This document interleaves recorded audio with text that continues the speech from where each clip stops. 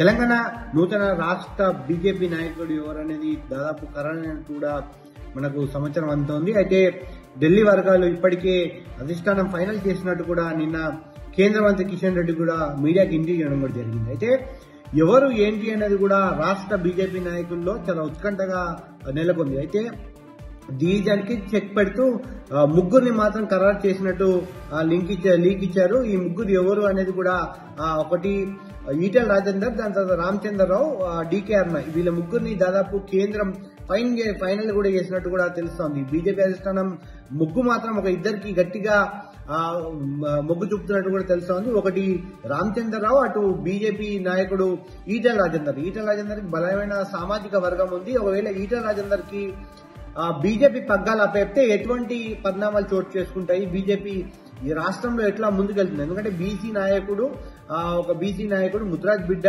So ఎట్లా అంటే BRS నుంచి బీఆర్ఎస్ లో నంబర్ 2 ఉన్న ఈటెల రాజేందర్ ఏ విధంగా తను బయటికి వస్తారో, ఒకవేళ బయటికి వచ్చిన తర్వాత ఏ విధంగా మనం చూసాం కూడా రాజకీయాల్లో ఎట్లా ఏంటనేది కూడా చూసాం.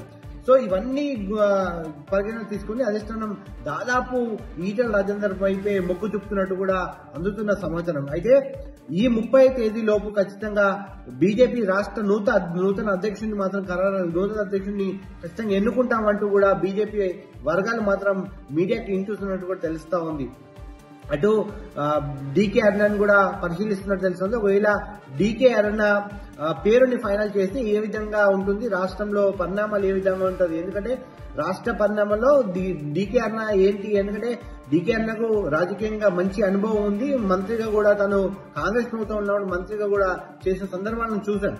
అయితే ఇవన్నీ పరిగణన తీసుకొని ఎవరైతే బాగుంటుంది బీజేపీని ముందుకు తీసుకెళ్లడానికి, రాష్ట్రంలో బీజేపీని ఎవరైతే ముందుకు తీసుకెళ్తే వాళ్ళకి ఫైనల్ చేసినట్టు కూడా షార్ట్ లిస్ట్ ఫైనల్ చేసినట్టు కూడా బీజేపీ అధిష్టానం నుంచి అందుతున్న సమాచారం.